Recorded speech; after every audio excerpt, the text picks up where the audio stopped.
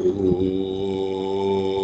சகனாபவது சகனௌ புனக்து சக வீர்யங்கரவாவகை தேஜஸ்வினாவதீதமஸ்து மா வித்விஷாவகை. ஓம் சாந்தி சாந்தி சாந்தி. ஹரி ஓம் ஸ்ரீ குருப்யோ நமः. ஹரி ஓம். सच्चिदानंदरूपाय विश्वोत्पत्त्यादिहेतवे तापत्रय विनाशाय श्रीकृष्णाय वयं नमः. जन्माद्यस्य यतोऽन्वयात् इतरतश्चार्तेष्वभिज्ञस्वराट् तेने ब्रह्म हृदाय आदिकवये मुह्यन्ति यत्सूरये तेजो वारिमृदां यथा विनिमयो यत्र त्रिसर्गो मृषा धाम्ना स्वेन सदा निरस्तकुहकं सत्यं परं धीमहि. धर्मप्रोञ्झितकैतवोऽत्र परमो निर्मत्सराणां सतां वेद्यं वास्तवमत्र वस्तु शिवदं तापत्रयोन्मूलनं श्रीमद्भागवते महामुनिकृते किं वा परैरीश्वरः सद्यो हृद्यवरुध्यतेऽत्र कृतिभिः शुश्रूषुभिस्तत्क्षणात् निगमकल्पतरोर्गलितं फलं सुखमुखातमृतद्रवसंयुतं पिबत भागवतं रसमालयं मुहुरहो रसिका भुवि भावुकाः नारायणं नमस्कृत्य नरं चैव नरोत्तमं देवीं सरस्वतीं व्यासं ततो जयमुदीरये. देवीं सरस्वतीं व्यासं ततो जयमुदीरयेत्. कृपया भूतजं दुःखं दैवं जह्यात् समाधिना आत्मजं योगवीर्येण निद्रां सत्वनिषेवया. படிப்படியாக நம்மை காம மலத்திலிருந்து விடுவிக்கக்கூடிய வேலையை செய்கிறார். கர்ம மலம் யஜ்ஞ தானம் தபத்தினாலே போகிறது. அதனுடைய பலன் என்னன்னு பார்த்தோம். காம மலமானது நம்மிடம் இருக்கிற வரை சோகம், பயம், பாசம், ஆசைகள், பேராசைகள், பொறாமை, இதனுடைய அத்தியந்தமான செயல்பாடு கர்மத்திலே பந்தப்பட்டு கிடந்தது, காமத்திடத்திலே பந்தப்பட்டு கிடந்தது. இதிலிருந்து என்னை விடுவித்தல் மனதிலே நல்ல பண்புகள் வருவதின் மூலமாக சோகம் நீங்குகிறது, மோகம் நீங்குகிறது, பயம் நீங்குகிறது, துக்கம் நீங்குகிறது, கவலை நீங்குகிறது. மாறாக அன்பு என்பது மனதிலே ஸ்புரிக்க ஆரம்பிக்கிறது. எதனால்? இந்த மேலே சொல்லப்பட்ட முயற்சிகள் எல்லாம் இருந்தால் எதுவும் தானா நடப்பது இல்லை. கவனமாக இருங்கள். எல்லாம் தானா நடந்துவிடும். ஒரு மாற்றமும் தானா நடக்காது.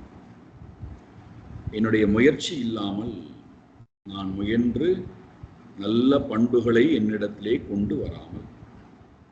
கடைசியில பார்த்தோம், நேற்றைக்கு தினம் முடிக்கும் போது, யோகத்திற்கு யோக அந்தராயான் மௌனம். மௌனம் என்பது எல்லா நன்மைகளையும் நம்மிடத்திலே கொண்டு வருவது. மனம் மௌனமாக இருந்து பழகுது. எங்களால முடியலையே, மௌனமாக எங்களால் இருக்க முடியலையே, நாங்களும் இருந்து பார்க்கிறோம், மௌனமாக எங்களால் இருக்க முடியவில்லை என்றால் நிறைய காரணங்கள் சொல்லிக்கொண்டே போகலாம். ஏன் என்னால மௌனமா இருக்க முடியவில்லை? மூல காரணம் ஆசை, வாசனைகள், அகங்காரம்.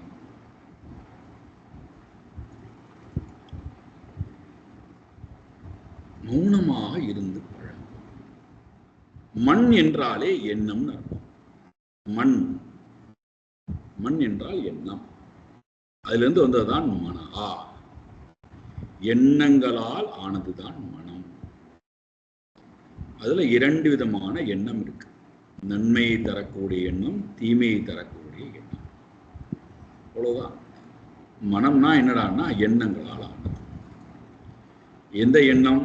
நன்மையை தரக்கூடிய, தீமையை தரக்கூடிய எண்ணம். இந்த 2 எண்ணங்களும் விதவிதமான வடிவத்திலே வருகிறது. கடந்த கால எண்ண அலைகள், எதிர்கால எண்ண அலைகள், நிகழ்கால எண்ண அலைகள். இந்த எண்ணங்கள் இல்லாமல் நான் இருக்கணும். என்ன செய்யலாம்?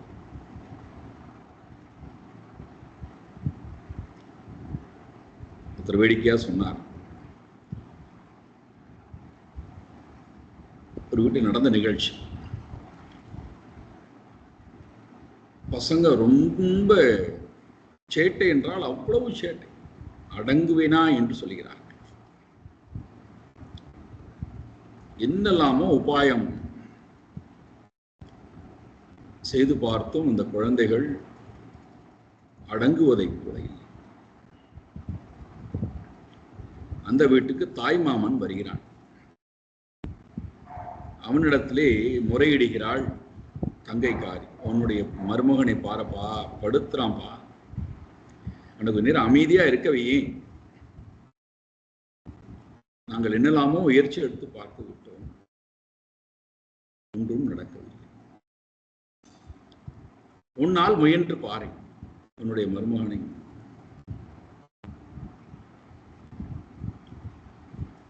இவர் போய் அந்த பையன் காதுல ஒரு விஷயம் சொல்லுகிறார். 1 மணி நேரம் அந்த பையன் எந்த அசைவும் இல்லாமல் ஒரே இடத்துல அமர்ந்திருக்கான். இந்த பெண்ணுக்கு ஆச்சரியம். என்னடா பண்ண? என் பிள்ளை இப்படி அமைதியாக்கி விட்டியப்பா, என்ன செய்தாய் நீ? அவன் ஓடி ஆடி கொண்டிருந்தாலும் எனக்கு ஏதோ கஷ்டம் இருந்தாலும் சந்தோஷம் இருந்தது, இப்படி அமைதியா உட்கார வைத்து விட்டா என்ன செய்தாய் நீ? ஒன்றும் இல்லை, சும்மா இருப்பான். 1 மணி நேரம். 1 மணி நேரத்துக்கு பிறகு மெதுவாக மாமாவிடத்துல வந்து, மாமா நீங்கள் சொன்னதை போல நானும் செய்தேன், எனக்கு விடையே கிடைக்கல மாமா. மறுபடியும் 1 மணி நேரம் போகும். என்னடா அண்ணா, சும்மா இருப்பது எப்படி? ஆராய்ச்சி பண்ணு.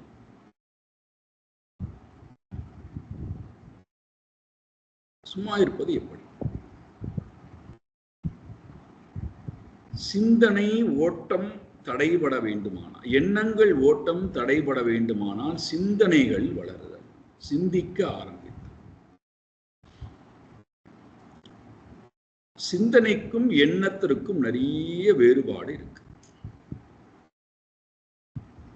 சிந்தனை என்பது ஒரு விஷயத்தை எடுத்துக்கொண்டு படிப்படியாக சிந்தித்துக் கொண்டே வருவது. அதுல வேற எந்த விஷயங்களும் குறுக்கிடாது. ஒரு சிந்தனை அப்படின்னு எடுத்துக்கொண்டால் ஒரு விஷயத்தை எடுத்துக்கொண்டு படிப்படியாக சிந்திக்கும். இப்ப நாம் செய்து கொண்டிருக்கிறோம் அல்லவா, அதை போல. இதுல வேற ஏதாவது எண்ணங்கள் குறுக்குகின்றதா பாருங்கள். இப்படி குறுக்க வந்தாலும் கூட இந்த சிந்தனை போக்கு வீரியமா இருக்கிறதுனால அந்த எண்ணங்களுக்கு அங்கே வேலை இல்லை.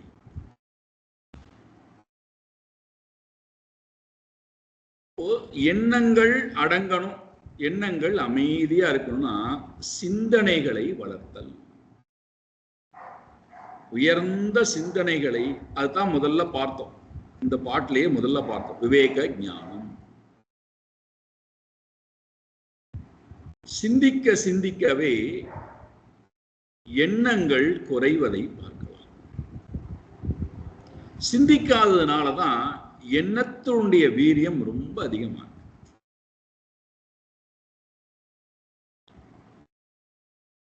எண்ணிக்கொண்டே இருப்பார்கள். சில சிந்தனைக்கு வருகிறீர்களா? அது வேண்டாம். கொஞ்சம் சிந்தியுங்களேன். அது மட்டும் எங்களால் முடியாது. நான் ஒரு விஷயம் சொல்கிறேன், சிந்தனை செய்யுங்களேன். அது வேண்டாம். எண்ணுகிறீர்களா? அது நாங்க பண்ணிக்கிறோம். நீ ஒன்றும் சொல்ல வேண்டாம், நாங்களே பண்ணிக்கிறோம்.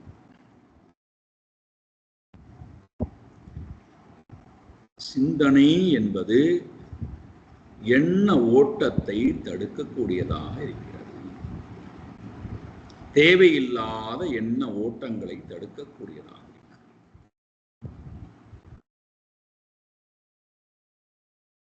அப்ப நாம முதல் சாதனமா சிந்தனையை வளர்த்தல். இது மன அமைதிக்கு முதல் படி. முறையாக என்னால் சிந்திக்க முடிகிறதா பார்க்கணும்.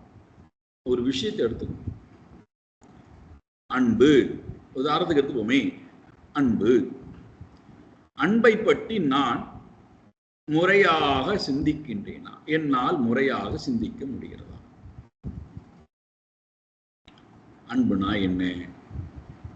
எது எது அன்புன்னு சொல்லப்படுகிறது? யாரிடம் வைத்தால் அன்புன்னு சொல்லப்படுகிறது? அன்பு உள்ளவர்கள் எப்படி இருப்பார்கள்? அன்பினால் கிடைக்கக்கூடிய லாபம் என்ன? அன்பு இல்லாதவர்கள் எப்படி இருப்பார்கள்? அன்பு இல்லாத வாழ்க்கை முறை எந்த மாதிரியான விளைவை கொண்டு வருகிறது?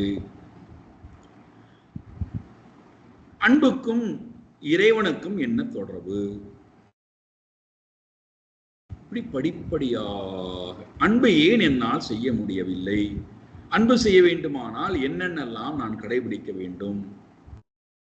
பாருங்கள், இப்ப நான் ஒரே ஒரு தலைப்பு தான் எடுத்தேன். அதுல எத்தனை எத்தனை கேள்விகள் வருது பாருங்க. எவ்வளவு சிந்திக்கக்கூடிய விஷயம் இருக்கு பாருங்க.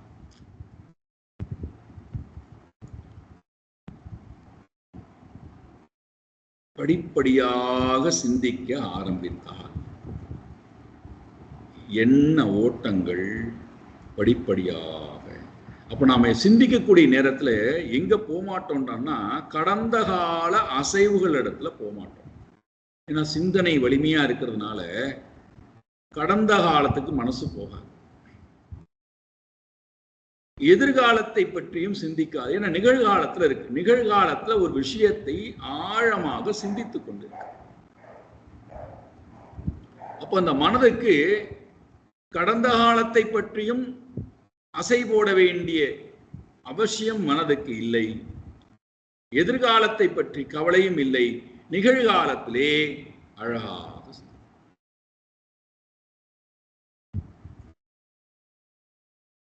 இது முதல் படி. இதுவே நிரந்தரம் அல்ல. சிந்தனையினால் எண்ணங்களை அமைதிப்படுத்துவது. அப்போ சிந்தித்தல், ஆழமாக விஷயத்தை சிந்தித்தல். இரண்டாவது படிக்கு போவோம். சிந்தித்துக் கொண்டே இருந்தால் எனக்கு எப்பெல்லாம் எண்ணம் வருதோ அப்பெல்லாம் நான் சிந்திக்க ஆரம்பிச்சிடறேன். நீங்க தானே சொன்னீர்கள் எண்ணங்கள் அடங்கணும். சிந்திக்க ஆரம்பித்தால் எண்ணங்கள் அப்புறம் என்ன கொண்டான்னா எண்ணங்களை விட்டுட்டு சிந்தனைக்கு போய் அடிமையாயிருவோம். எதை எடுத்தாலும் சிந்திக்க ஆரம்பிச்சிடும். இவர்கள் காட்டுவது அன்பா இல்லையா சிந்திக்கணும் முதல்ல. இந்த அன்பு உண்மையான அன்பா போலியான அன்பா? சிந்தனைன்னு வரும்போது அதுல போய் நான் மாட்டிக்கொண்டு விடுகிறேன். அதுவும் என்னுடைய மனதனுடைய அந்த அமைதித்தன்மையை குலைப்பதாக அமைகிறது. அப்ப அந்த நேரத்தில் என்ன பண்ணுவது? சிந்தனையை யார் சிந்திக்கிறாரோ, யார் இந்த சிந்தனைக்கு காரணமா இருக்கிறாரோ அவரை சிந்தனையிலிருந்து விலக்கி வைத்தல். இப்ப யார் சிந்திப்பா? நான் தானே சிந்திக்கிறேன். என்னை சிந்தனையிலிருந்து விலக்கி வைத்து பார்த்தல். இந்த பட்டிமன்றத்தெல்லாம் பார்த்தீங்கன்னா இரண்டு பக்கம் இருக்கும், வாதி பிரதிவாதி. இரண்டு பேரும் சிந்திக்கிறார்கள். அவர்களுடைய அறிவை போட்டு கசக்கி புழிந்து என்னென்னலாம் செய்தியை கொண்டு வந்து இந்த தலைப்பின்கள் கொடுக்கலாம் அப்படின்னு அவர்கள் அதிகமாக சிந்திக்கிறார். நடுவர் என்ன பண்றார்? இந்த இரண்டு சிந்தனை ஓட்டத்துக்கும் நடுவிலே அமர்ந்திருக்கார். நீ இப்படி சிந்திக்கிறாய், நீ இப்படி சிந்திக்கிறாய், நான் இரண்டுக்கும் நடுவிலே இருந்து சாட்சியாக பார்க்கிறேன். இரண்டு பேருடைய சிந்தனை கருத்தும் அவருடையது அல்ல, அவரவர்களுடைய சிந்தனம். இவர் நடுவராக இருக்கார். அதே போல சிந்தித்தல் அப்படிங்கிற ஒரு காரியம் நடக்கும் போது நான் என்ன பண்ணணும்? நடுவரா இருக்கணும். உதாசீனவத் ஆசீனா, உதாசீனமாக இருந்து, அறிவே நீ சிந்திக்கிறாயா? சிந்தி. அந்த சிந்தனைக்கும் எனக்கும் எந்த தொடர்பும் இல்லை. நீ நல்லபடியா சிந்தித்தாலும் அது உனக்கு, நீ குழப்பத்தோடு சிந்தித்தாலும் அது உனக்கு, நீ படிப்படியாக சிந்தித்தாலும் அது உன்னுடையது. உனக்கும் எனக்கும், உன்னுடைய சிந்தனைக்கும் எனக்கும் எந்த தொடர்பும் இல்லை. நான் சாட்சியாக இருக்கிறேன்.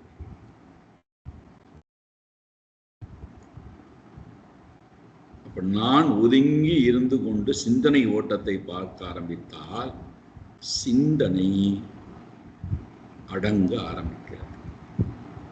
எண்ணங்கள் அடங்கு. ஏன்னா எண்ணங்கள் தானே சிந்தனையை கொண்டு வருகிறது. அப்போ எண்ணங்களும் அமைதி அடைகிறது, சிந்தனை போக்கும் அமைதி அடைகிறது. இந்த சிந்திப்பவன் தனிமைப்படுத்தப்பட்டு விட்டான். இந்த தனிமைப்படுத்தப்பட்டவனை நீங்கள் கொண்டு போய் அந்த உண்மையான அந்த அந்த சொரூபத்திடத்திலே கொண்டு போய் வைக்கல அப்படின்னா இந்த நான் கேட்பா. இப்போ நான் என்ன பண்ணணும்? நான் சிந்திக்கவும் கூடாது, நான் எண்ணவும் கூடாதுன்னா இப்போ நான் தூங்க போட்டுமா? ஏன்னா எனக்கு வேலை பூதத்துக்கு வேலை கொடுக்கணும். நீ வேலை கொடுக்க மாட்டேன்னு சொல்லிட்ட, சிந்தனையும் கொடுக்க மாட்டேன்னு சொல்லிட்ட, எண்ணவும் விட மாட்டேன்னு சொல்ற, காரியமும் செய்ய விட மாட்டேங்கிற. இப்போ நான் என்ன பண்றது? அதனால நீங்க பாருங்கள், உபன்யாசத்துக்கு வந்தவர்களோ அல்லது சத்சங்கத்துக்கு வந்தவர்களோ அல்லது ஏதாவது ஒரு வீட்டுக்கு விழாவுக்கு வந்தாலோ ஏன் தூங்க ஆரம்பித்து விடுகிறார்கள்? இந்த மூணும் இல்லை, உடல் உழைப்பு இல்லை, எண்ணக்கூடாதுன்னு சொல்லிவிட்டீர்கள். அங்கே எண்ணறதுக்கு அசை போடுறதுக்கு இங்கே வேலையே இல்லை. ஏன்னா எல்லாரும் வேற வேற வேலையை பார்த்து கொண்டிருக்கிறார். நான் என்ன அசை போடுறேன்? சரி சிந்திக்கலாமாடா, நாங்க சிந்தனைக்கு ஒண்ணுமே இல்லை. அப்ப என்ன பண்றது? நான் என்னுடைய வேலையை பார்க்கிறேன். மனம் அகங்காரம் சொல்கிறது, வா தூங்க போலாம். அப்ப அந்த தனிமைப்படுத்தப்பட்ட அகங்காரத்தை, சிந்தனை இல்லை, எண்ணம் இல்லை, செயல் இல்லாத அந்த அகங்காரத்தை பரமாத்மாவிடத்திலே இருக்கும்படியாக செய்வதுதான் நிதித்தியாசனம்னு பெயர். அதைத்தான் இங்க மௌனம்னு சொல்றார். மௌனம்னா என்னடான்னா அந்த பரமாத்மாவை மட்டும் எண்ணிக்கொண்டே இருத்தல் என்றால் என்னுடைய சொரூபத்தையே எண்ணிக்கொண்டு விழிப்பு நிலையிலே நான் இருத்தல். இப்போ இங்கே என்னுடைய சொரூபத்தை நான் எண்ணிக்கொண்டிருக்கிறேன், மனம் சிந்திக்கவும் இல்லை, எண்ணவும் இல்லை. அதுக்கு பேர் தான் அந்த மௌனம் மனதை என்ன செய்கிறது? தயார்படுத்துகிறது. நம்மை முழுமையாக தயார்படுத்தி பரமாத்மாவிடத்திலே கொண்டு போய் சேர்ப்பதற்கு உண்டான ஒரு அழகான சாதனமாக இருக்கின்றது. அடுத்த சாதனத்துக்கு போறார். காம மலத்தை வெல்வதற்கு பூதஜம் துக்கம், பூதங்களிடத்திலிருந்து வரக்கூடிய, பஞ்சபூதங்களிடத்திலிருந்து வரக்கூடிய துக்கம், துக்கத்தை ஜீவராசிகளிடத்திலிருந்து வரக்கூடிய பூதஜம், பூதராசிகளிடத்திலிருந்து தோன்றக்கூடிய துக்கங்களை, விதவிதமான கொடூரமான பிராணிகள் இருக்கல்லவா, அதுவெல்லாம் நம்மை பலவந்தமாக தாக்குவதற்கு காத்து கொண்டிருக்கிறது, துன்பப்படுத்துவதற்கு. அந்த மாதிரியான ஜீவராசிகளுக்கு நான் மீண்டும் அதற்கு கோபத்தை கொடுக்காமல், அதனுடைய கோபத்தை தூண்டி விடாமல், கிருபையா கருணை காட்டுவதின் மூலமாக, கருணை காட்டுவதின் மூலமாக அந்த பிராணிகளிடத்தில் இருக்கக்கூடிய கோபத்தை, அதனால் ஏற்படக்கூடிய துக்கத்தை நான் ஜெயித்தல்.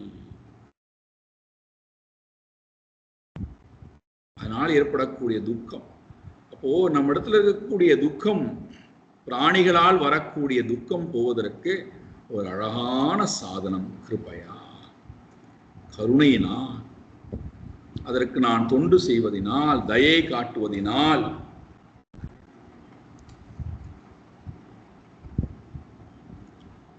எவ்வளவு சுலபமான சாதனை பாருங்கள். நாம் இதை விட்டுட்டு கடினமான வேலைகளை செய்தால்தான் நமக்கு ஏதோ மாற்றம் கிடைக்கும்னு நினைச்சுக்கிறோம். ரொம்ப சுலபமான சாதனங்கள் நம்மிடத்திலேயே அதற்கு உண்டான சாதனமும் இருக்கு, சாத்தியத்தை அடைவதற்கு.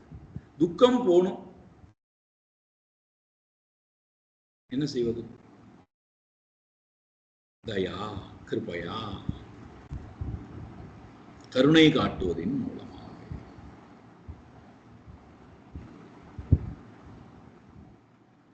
ஒவ்வொரு ஜீவனுமே கருணைக்காக ஏங்குகிறது. யாராவது எனக்கு கருணை காட்ட மாட்டார்களா? தயை காட்ட மாட்டார்களா? அன்பு காட்ட மாட்டார்களா? ஒவ்வொரு ஜீவன் எவ்வளவு பெரிய படிப்பாளியாக இருந்தாலும் சரி, எவ்வளவு கொடூரமானவனாக இருந்தாலும் சரி, எனக்கு யாராவது கருணை காட்ட மாட்டாங்க. என்ன வேடிக்கைடான்னா, எனக்கு மற்றவர்கள் கருணை காட்டணும்னு மற்றவருடைய கருணைக்காக காத்து கொண்டிருக்கிறேன். ஆனால் நாம் உணர்வது இல்லை, நம்முடைய சொரூபமே கருணை.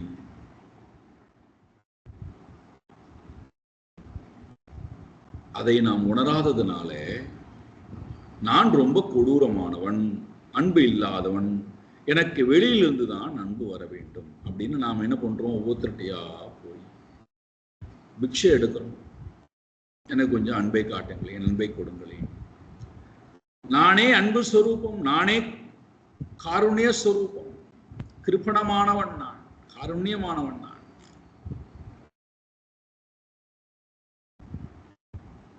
அதை எப்பொழுது நான் உணர ஆரம்பிக்கிறேனோ, என்னிடத்திலிருந்து அந்த அந்த கார்பண்யத்தன்மை வெளிப்பட்டால் அது எல்லா இடமும் பரவுகிறது. ஏன் ஒரு சாரார பார்த்த உடனே நமக்கு ரொம்ப அன்பு காட்ட வேண்டும், நேசிக்க வேண்டும் ஏன் தோணுகிறது? ஒரு சாராரை பார்த்த உடனே ஏன் நான் விலகி போகணும்னு தோணுகிறது? அவர்களுக்கு நமக்கு எந்த சம்பந்தமும் கிடையாது, அவரோட நாம் உறவாடியதும் கிடையாது, அவரோட நாம் பேசியதும் கிடையாது, பழகியதும் கிடையாது. ஆனால் ஒருத்தரை பார்த்த உடனேயே இவர் நம்ம பேச வேண்டாம், ஒதுங்கி போகலாம். ஒரு சில பேரை பார்த்த உடனேயே நாம தேடி போய் பேசலாம், உதவி செய்யலாம்னு ஏன் தோணுகிறது?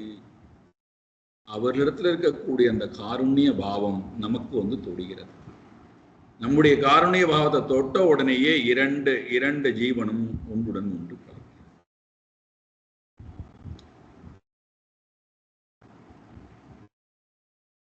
கருணையினால், ஜீவராசிகளுக்கு கருணை செய்வதனால் துக்கத்தை நான் வெல்கின்றேன். அடுத்தது கிருபையா தெய்வம் துக்கம் சமாதினா. தெய்வத்தினாலே ஏற்படக்கூடிய, தெய்வத்தினாலே என்றால் நாம் செய்த கர்ம வினையினால் வரக்கூடிய துக்கத்தை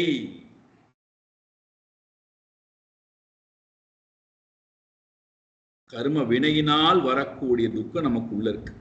முதல்ல வெளியிலிருந்து வரக்கூடிய துக்கம் ஆதி பௌதீகம், அதை இங்க சொன்னார், பூதராசியிலிருந்து வரக்கூடிய.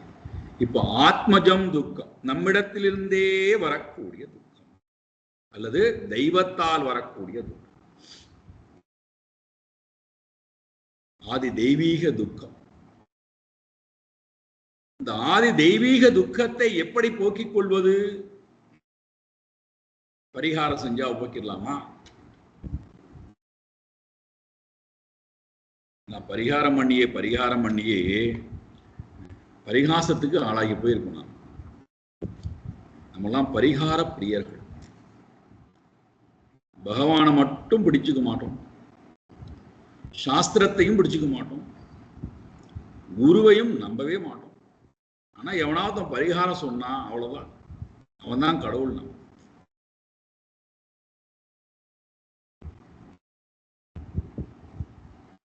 ஆதி எனக்கு நான் செய்த கர்ம வினைதான் என்னுடைய வாழ்க்கை. இப்பொழுது நான் வாழ்ந்து கொண்டிருக்கக்கூடிய வாழ்க்கை இந்த உடம்பின் மூலமாக, எண்ணங்களின் மூலமாக, அறிவின் மூலமாக, அகங்காரத்தின் மூலமாக யார் வெளிப்படுகிறார்கள்? நான் செய்த புண்ணிய பாப வினை. அது எனக்கு துக்கத்தை கொண்டு வந்து கொடுக்கிறது என்றால் அதை என்னத்தான் நான் செய்வது, போக்குவது? எப்படி அதை நான் போக்குவது? அதற்கு என்ன உபாயம்?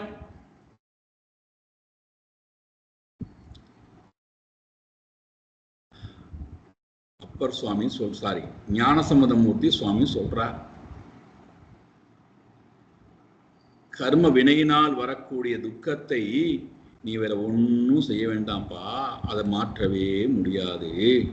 அது உன்னோட நீ இறக்கிற வரைக்கும் வரும். இறப்பை கூட அதுதான் தீர்மானித்து வைத்திருக்கிறது. அப்போ அந்த கர்ம வினையும் உனக்கு துக்கத்தை கொண்டு, துக்கம் இல்லாத இன்பத்தையும் சேர்த்துக்கணும். இந்த இரண்டும் உன்னை தொடும். நீ விரும்பினாலும் விரும்பாவிட்டாலும் உன்னை வந்து தொடும்.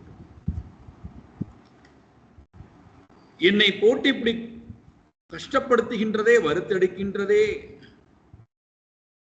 எனக்கு மட்டுமே பட்ட காலே படும், சுட்ட சட்டியே சுடும், எனக்கு மட்டுமே ஏன் இப்படியெல்லாம் நடக்கிறது வருகிறது? நமக்கு மட்டுமே தான் வருகிறது. ஏன்னா நம்ம அந்த அளவுக்கு ரொம்ப நல்ல காரியம்லாம் பண்ணியிருக்கோம் முன்பிறவிகள்ல. அதனால் நம்மை தேடியே எல்லாம் வருகிறது. வரட்டுமே. எதன் துணை கொண்டு நான் அந்த துக்கங்களை எல்லாம் விட்டு வெளியே வரலாம்? ரொம்ப அழகான உபாயம் சொல்றார், ரொம்ப வலிமையான உபாயம் சொல்றார். மனமானது இந்த துக்கங்களை கண்டு துவண்டு போகாமல் இருப்பதற்கு ஒரு அழகான உபாயம் சொல்றார். தெய்வம் துக்கம் சமாதினா ஜெயே.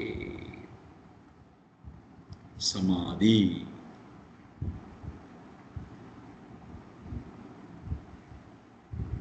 சமாதினா இந்த இடத்துல சம்யக் ஆதீயத்தே இது சமாதி. மனதை கொண்டு போய் நன்றாக இறைவனிடத்திலே பொருந்துமாறு செய்துவிட்டார். இந்த துக்கம் எல்லாம் காணாமல் ஒன்று வேற ஒன்றும் செய்ய வேண்டாம், வேற ஒன்றும் செய்ய வேண்டாம். நீங்கள் பாருங்கள், மகாபாரதமாக இருக்கட்டும், ராமாயணமாக இருக்கட்டும், அல்லது புராணங்களாக இருக்கட்டும், அல்லது பக்தர்களுடைய சரிதங்களாக இருக்கட்டும், அவர்கள் துக்கம் வந்த போது என்ன செய்தார்கள்? தெரு தெருவா ஓடினாங்களா? ஒவ்வொரு கல்லையா போய் பார்த்தாங்களா? ஏதாவது காரியம் செய்தார்களா? ஏதாவது பரிகார பூஜை செய்தார்களா? ஏதாவது தீர்த்தமா ஓடி போய் தானமா கொடுத்தார்களா? ஹோமம் செய்தார்களா? என்ன செய்தார்கள்? ஒன்றே ஒன்றுதான். மாசரு திங்கள் கங்கை முடிமேல் அணிந்து என் உளமே புகுந்த அதனால் ஞாயிறு திங்கள் செவ்வாய் புதன் வியாழன் வெள்ளி சனி பாம்பிரண்டும் உடனே ஆசரு நல்ல நல்ல அவை நல்ல நல்ல அடியாரவர்க்கு மிகவே பேயுரு தோழி பங்கன் விடமுண்ட கண்டன் மிக நல்ல வீணை தடவி மாசரு திங்கள். எவ்வளவு அழகான உபாயம், எவ்வளவு சுலபமான சௌலபியமான வேற ஒண்ணுமே செய்யாதேடாப்பா. உன் ஹிருதயத்தை கொஞ்சம் விரிவடையவை, தூய்மையாக்கு, அதுல சிவனை கொண்டு வந்து வெய்யுங்கிறார். மாசரு திங்கள் கங்கை முடிமேல் அணிந்து என் உளமே புகுந்த அதனால். சமாதி, அதுதான் சமாதி. இறைவனை வலிமையாக பிடித்துக் கொள்வோம். இறைவனை தவிர வேற ஒன்று இடத்திலும் மனம் போகாத.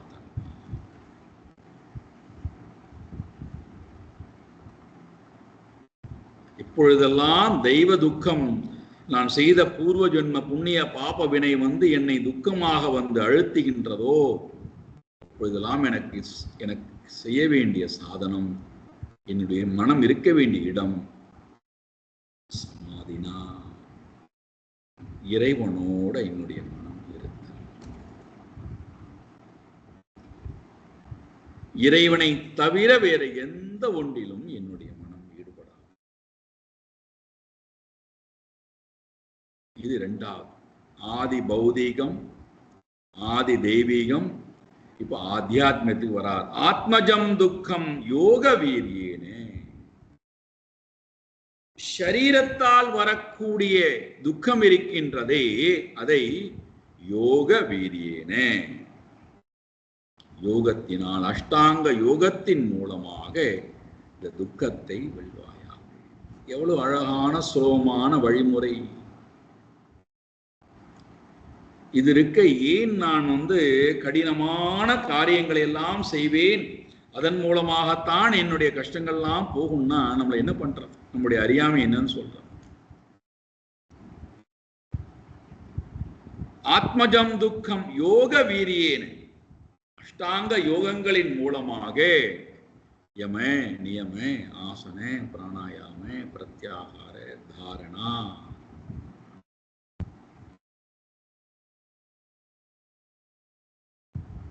இதெல்லாம் எதற்கு? இந்த துக்கங்கள் ஆத்தியாத்மிகம், ஆதி பௌதீகம், ஆதி தெய்வீகம், இந்த மூன்று விதமான தாபத்திலிருந்து, துக்கத்திலிருந்து மனம் விடுபட வேண்டுமானால், ஏன்னா மனதுக்கு அந்த காம மலம் இருக்கு, விருப்பு வெறுப்புங்கிற மலம் இருக்கு, ஆசைங்கிற மலம் இருக்கு. அதை இவனை அவ்வளவு சுலபத்தில் ஏற்றுக்கொள்ள விடாது.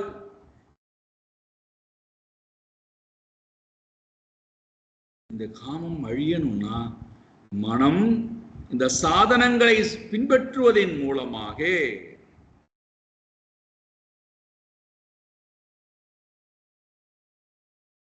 மனதனுடைய உருவத்தையே மாற்றுதல்.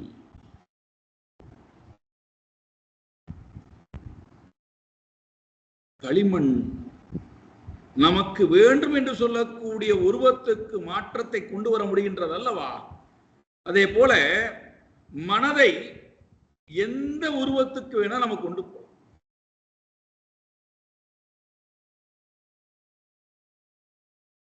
கோரமான உருவம் வேணுமா, அதுக்கும் மனம் தயாரா இருக்கு. மூடமான உருவம் வேணுமா, அதுக்கும் மனம் தயாரா இருக்கு.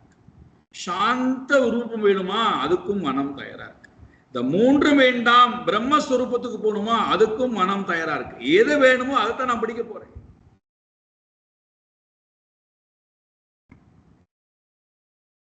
சாதனங்களின் துணை கொண்டு எந்த மனம், எந்த உருவம் என்னிடத்துல இருக்கணும்னு நான் ஆசைப்படுகிறேன், அதை பிடித்துக் கொண்டுதான் நம்முடைய மனம் நம்மை இயக்கி கொண்டு போகிறது. அது வேண்டாம்னா என்ன பண்றது?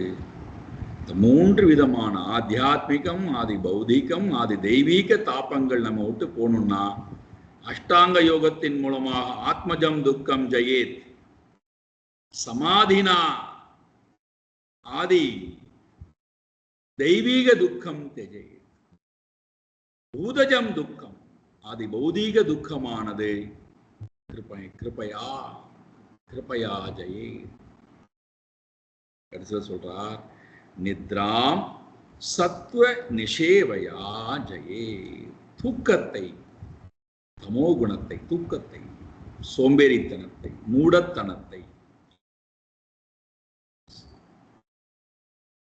செயலற்ற தன்மையை, மறதியை, கவலையை, பயத்தை, இதெல்லாம் சேர்ந்தது நித்ரா. அந்த நித்ரா உணர்வை சத்வ நிஷேவயா ஜெயே. சாத்வீகமான அகங்காரத்தை உட்கொள்வதின் மூலமாக வெற்றி பெறுவாய்.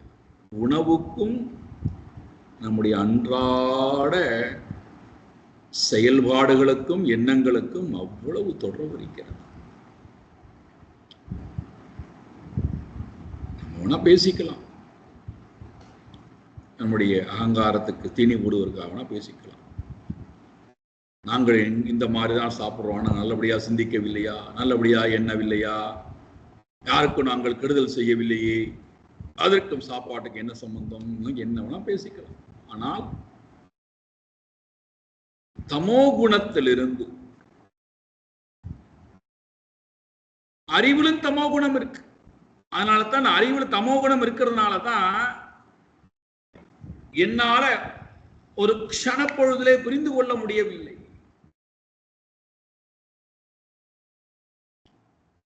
கற்றல் என்று சொல்லக்கூடிய அந்த வீரியத்தன்மையானது அறிவிலே இல்லா தன்மை. அப்படியே கற்க வந்தாலும் புரிந்து கொள்ள முடியாத தன்மை, தவறாக புரிந்து கொள்ளக்கூடிய தன்மை, குழப்பத்துடன் புரிந்து கொள்ளக்கூடிய தன்மை.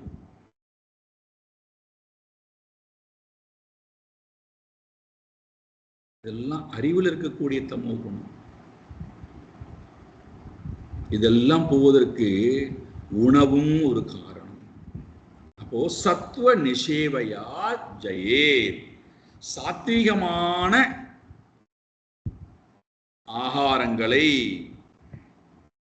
சாத்வீகமான காரியங்களை, சாத்வீகமான விஷயங்களை கேட்பதின் மூலமாக, பார்ப்பதின் மூலம். ஆகாரம்னா வெறும் உணவு மட்டும் அல்ல,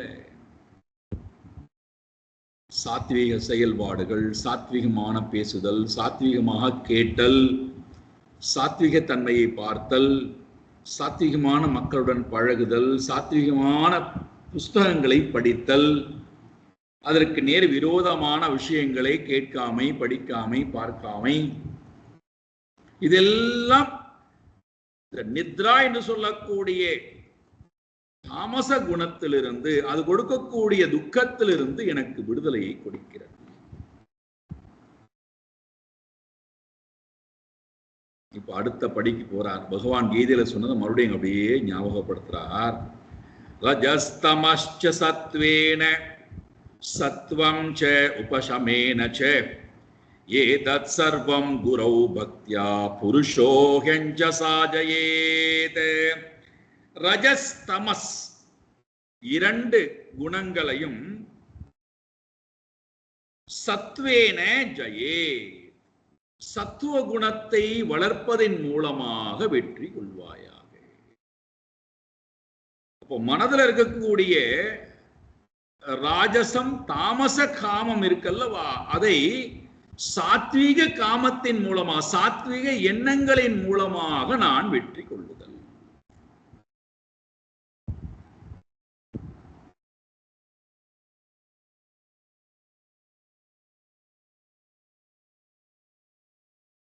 ரொம்ப கஷ்டமானது அதுதான். சாத்வீகத்தை வளர்க்க வளர்க்கத்தான் ராஜசம் தாமச காமங்கள் நம்மை விட்டு போகிறது. அதனால்தான் சாத்வீகமான எண்ணம் படைத்தவர்களுடைய எண்ணிக்கை ரொம்ப குறைவா இருக்கு. சாத்வீகமான எண்ண அலைகளும் வீரியம் குறைந்ததாக இருக்கு. நம்ம இடத்துல சாத்வீக குணம் வீரியமா இருந்ததுன்னா ராஜசீக தாமசீக எண்ணங்கள், அதுல இருந்து வரக்கூடிய காமங்கள், செயல்பாடுகள், இது எல்லாவற்றையும் ரொம்ப சுலபமாக ஜெயிக்க முடியும்.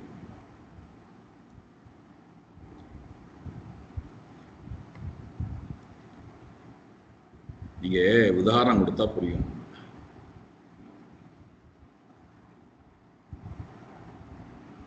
எந்த ஒரு இறைவனுடைய ஆராதனையாக இருந்தாலும் நம்முடைய முன்னோர்கள் நமக்கு நிறைய பழக்கங்களை கொடுத்துட்டு போயிட்டாங்க. இன்று வரைக்கும் அதை பண்றோம். நமக்கு விருப்பம் இருக்கோ இல்லையோ, நம்மளால முடியுமோ முடியலையோ, இன்றைக்கு வரைக்கும் பண்றோம். விநாயகர் சதுர்த்தி, விநாயகருக்கு சதுர்த்தி, விநாயகர் பிறந்த நாள். அப்ப நான் விநாயகரோட தானே இருக்கணும், விநாயகருடைய விழாவை கொண்டாடணும். என்னுடைய பிறந்த நாள் அப்படின்னா நான் தான் அந்த வீட்டினுடைய முக்கியமான நபர். அப்ப எனக்கு தான் எல்லா பாராட்டுக்களும் செயல்பாடுகளும் என்ன சுத்தியே இருக்கும். விநாயகருக்கு பிறந்த நாள் அப்படின்னா விநாயகரை கொண்டாடணும். அது விநாயகருக்காக உண்டான நாள். அங்க விநாயகரை ஆராதனை செய்வதற்கு நாம் என்ன செய்யறோம்? விதவிதமான விநாயகருக்கு இது பிடிக்கும், விநாயகருக்கு அது பிடிக்கும், விநாயகருக்கு இது பிடிக்கும்னு, விநாயகருக்கு பிடிக்கிறதோ இல்லையோ விநாயகருடைய பெயரை சொல்லி நாம் எல்லாத்தையும் பண்றோம். கொழுக்கட்டை என்ன, அது என்ன, இது என்ன, எல்லாம். இப்ப என்னடா வேடிக்கிறான்னா, எல்லா பதார்த்தத்தையும் பண்ணிக்கொண்டே இருக்கிறோம். வீட்டில் இருக்கக்கூடியவர்களுக்கு, குழந்தைகளுக்கு, பெரியவர்களுக்கு, வியாதியஸ்தர்களுக்கு பசிக்க ஆரம்பிக்கிறார். செய்து கொண்டிருக்கக்கூடியவர் அதை பற்றி எல்லாம் கவலையே படலை. எல்லா பதார்த்தத்தையும் பண்ணி முடிச்சதுக்கு அப்புறம் தான் நான் வெளியில வருவேன், உங்களை கவனிப்பேன். ஒவ்வொரு ஜீவனா பசி தாங்க முடியாம அந்த பொருள் பக்கத்துல போய் இந்த பொருளை தொடலாம்னு போகிறார், எடுத்து சாப்பிடலான்னு போகிறார். ரஜோகுணம் பொருந்தியது, தமோகுணம் பொருந்தியது, ரெண்டும் எடுத்து எப்படியா சாப்பிடலாம் செய்து கொண்டிருக்கிறார்கள். அவர்கள் சொல்கிறார்கள், யாராவது தொட்டீர்கள் என்றால் அவ்வளவுதான். என்னதான் பண்ணணும்? போ இறைவனுக்கு நைவேத்தியம் பண்ணதுக்கு அப்புறம் தான் சாப்பிடலாம். எப்ப நைவேத்தியம்? எல்லாம் முடிஞ்சதுக்கு அப்புறம் நைவேத்தியம். எவ்வளவு நேரம் ஆகும் அது தெரியாது. எங்களுக்கு பசிக்கிறதே பொறுத்து.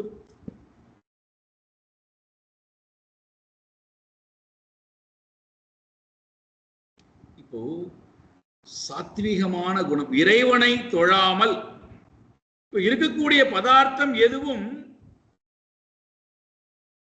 தெய்வத்தோடு நம்ம அழைத்து கொண்டு போகக்கூடியவை அல்ல. அதெல்லாம் உடல் சம்பந்தப்பட்டவை. அதற்கும் தெய்வத்துக்கும் ஒரு சம்பந்தம் கிடையாது. கொழுக்கட்டை சாப்பிட்றதுனால தெய்வ பக்தி வந்துட போகிறதா?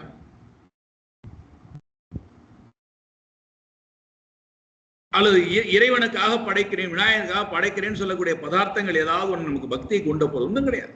அதெல்லாம் உடல் சம்பந்தப்பட்ட விஷயங்கள், உணர்வு சம்பந்தப்பட்ட விஷயங்கள். அதோட நின்று விட, அவ்வளவுதான்.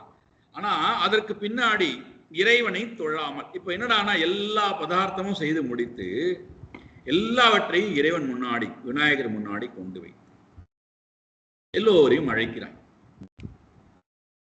இந்த குழந்தைகளுக்கு, பெரியவர்களுக்கு, வயோதிகமானவர்களுக்கு, வியாதியஸ்தருக்கு எல்லாம் பசி, இயலாமை இதெல்லாம் சேர்ந்து கோபமாக வடிவடிக்கிறார். அவர்களுக்கு அந்த இருக்கக்கூடிய பொருள்லாம் கிடைச்சா போறோம். ஆனால் இவர்களுக்கு இறைவனை தொழணுங்கிற எண்ணம். இவர்கள் மனம் இறைவனை தொழ இப்ப இவங்களுக்கு பயம் வருது.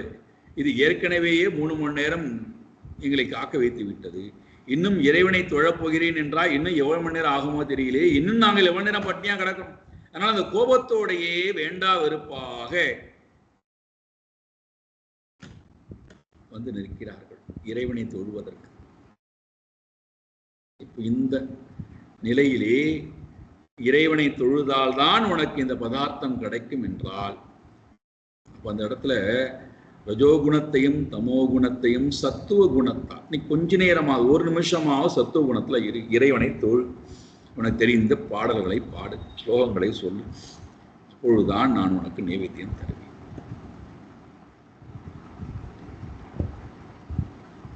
இது உதாரணம்.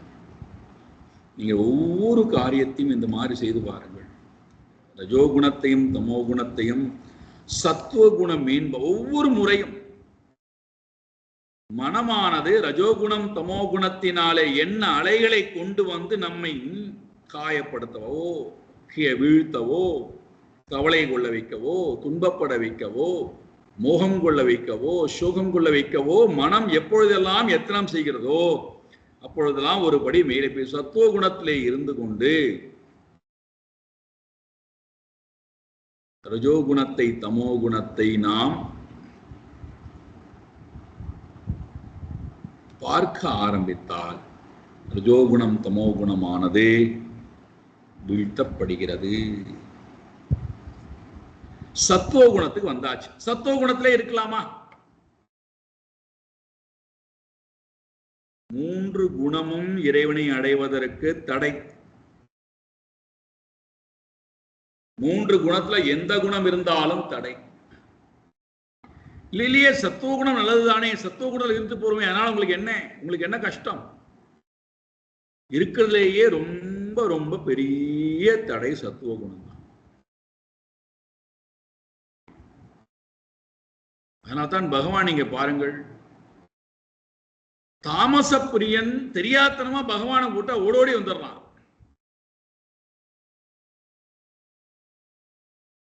ராஜசம் படைத்தவன் மூர்க்கத்தனமா இறைவனை கூப்பிட்டா ஓடோடி வந்துடுறான். ஆனா சாத்விகமானவன் இறைவனை கூப்பிட்டா வரதே இல்லை.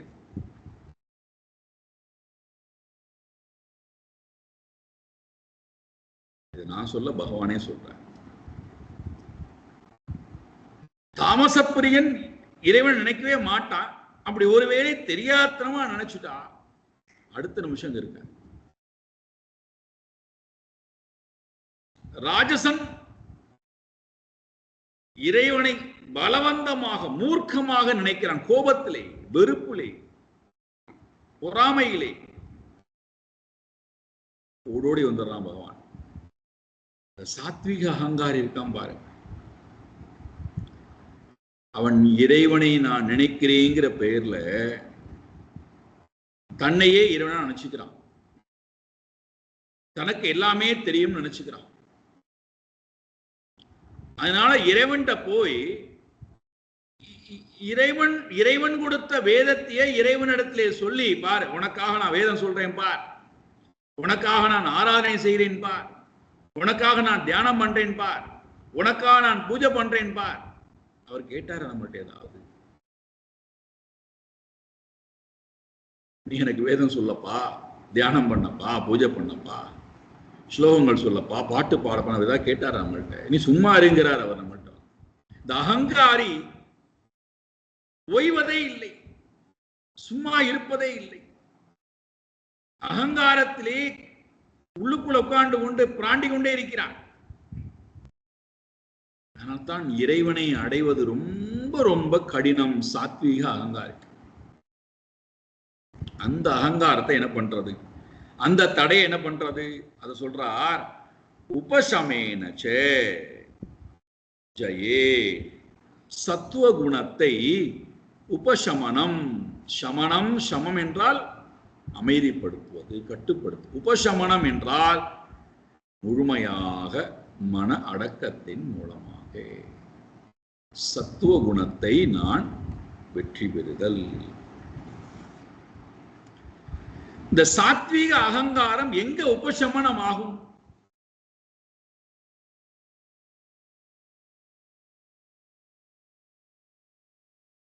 ஏன்னா அது எல்லாம் தெரிந்து வைத்திருக்கக்கூடிய அகங்காரி, எல்லா நல்ல பண்புகளும் இருக்கக்கூடிய அகங்காரி,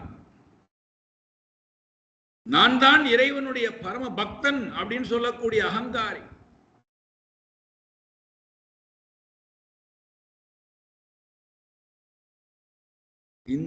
இந்த சாத்வீக அகங்காரம் எங்க போனால் உபசமனம் ஆகிறது?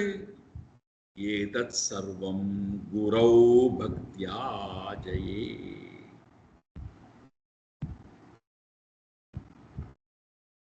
குருவிடத்திலே கொண்டு போய் குரு பக்தியா, குரௌ பக்தியா புருஷா அஞ்சசாஹா ஹீஜயே. குருவினிடத்தில் இருக்கக்கூடிய பக்தி ஒன்றின் மூலமாகத்தான் இந்த சாத்வீக அகங்காரத்தை ராஜசீக தாமசீக தடைகளை நம்மால் வெல்ல முடியும்.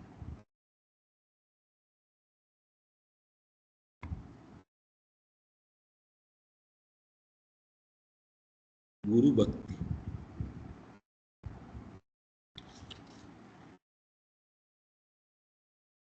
ஏன் குருட்ட பக்தி வைக்கணும்?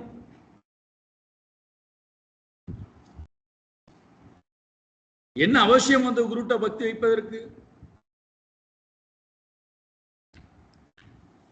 அடுத்த பாடல சொல்றார் பாருங்க. யஸ்ய சாக்ஷாத் பகவதி ஞான தீப பிரதே குரௌ மத்யா சத்தீஹி ஸ்ருதம் தஸ்ய சர்வ குஞ்சரே சௌச்சவத். ரொம்ப அழகான உதாரணம் கொடுக்கிறார். என்ன உதாரணம்டான்னா, பல மணி நேரம் தூய்மையான ஜலத்திலே கொண்டு போய் யானையை நிறுத்தி நன்றாக குளிப்பாட்டி விடுகிறார். நன்றாக குளித்துவிட்டு வந்த யானை மணல் பாங்கான பகுதிக்கு வந்தபோது ஆர்வ கோளாறிலே ஆனந்தத்தில் என்ன பண்ணுகிறது? தன்னுடைய துதிக்கையால் அங்க இருக்கக்கூடிய ஆற்று மணலை எடுத்து தன்மையிலேயே போட்டுக் கொள்கிறது. குஞ்சரௌ குஞ்சரஹா சௌச்சவது. எப்படி யானையானது தன்மையிலேயே மண்ணை வாரி சேற்றை வாரி பயனற்ற சேற்றை வாரி வீசிக்கொள்கிறதோ, குளித்து முடித்து விட்டு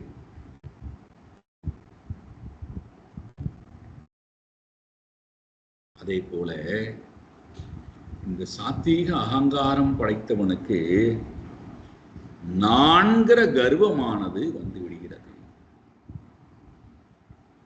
எனக்கு கீழ்தான் எல்லாருமேங்கிற எண்ணம் வந்து விடுகிறது.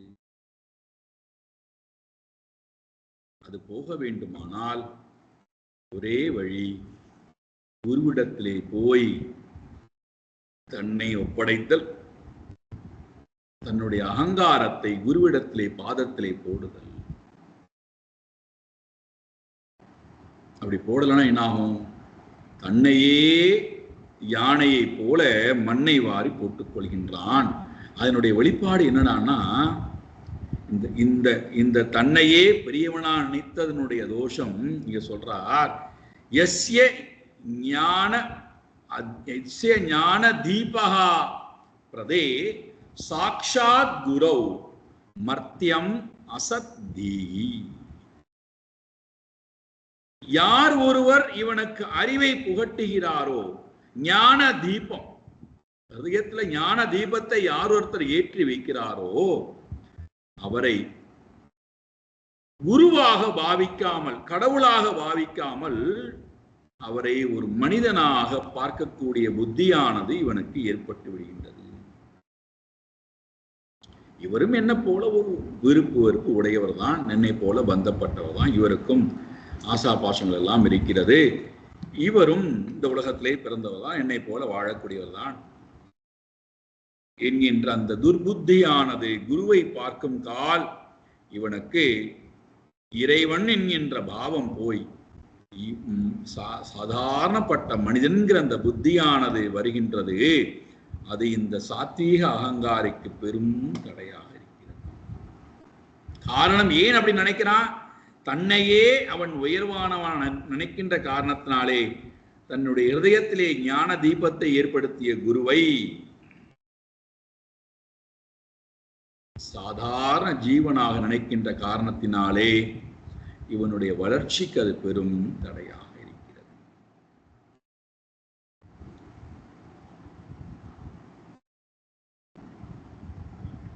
காரணம் என்னடான்னா, அறிவு,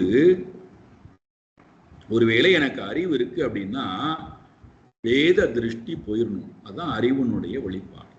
நான் இறைவன், நான் ஜகத், நான் ஜீவராசிகள், இந்த வேத திருஷ்டி அறிவு வந்தா போகணும். அறிவு வந்து இந்த வேத திருஷ்டி இருக்குன்னா அப்ப இந்த வேத திருஷ்டியை போக்கக்கூடியவன் தான் குரு. அந்த வேத திருஷ்டியோட இருந்து கொண்டு நான் குருவையும் இறைவனையும் வேத திருஷ்டியுடன் பார்த்தால் என்னுடைய ஞானம் பூர்த்தி அடைவதில்லை, முழுமை அடைவதில்லை. அப்போ இந்த ஜீவன்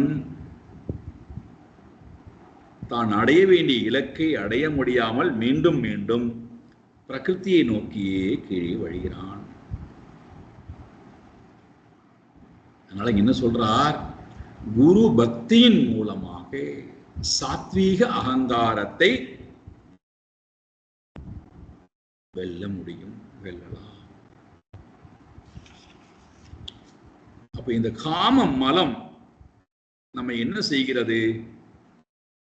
ஒரு இடத்துல அமைதியாக அமர விடாமல் நம்மை சதா விரட்டி கொண்டே இருக்கிறது. அதனால நம்ம என்ன பண்றோம்? ஒரு இடத்துல அமரணும்னு ஆசைப்பட்டாலும் கூட முடியாமல் ஓடிண்டே இருக்கும். அப்படி ஒருவேளை நான் அமரணும்னா என்ன பண்ணுவது? சாயங்காலம் வாருங்கள், அழகான சாதனம் சொல்றேன்னு சொல்றார். சாயங்காலம் பார்க்க. ஓம் பூர்ணமத பூர்ணமிதம் பூர்ணாத் பூர்ணமுதச்யதே பூர்ணஸ்ய பூர்ணமாதாய பூர்ணமேவாவசிஷ்யதே. ஓம் சாந்தி சாந்தி சாந்தி. ஹரி ஓம் ஸ்ரீ குருभ्यो நமः. ஹரி ஓம்.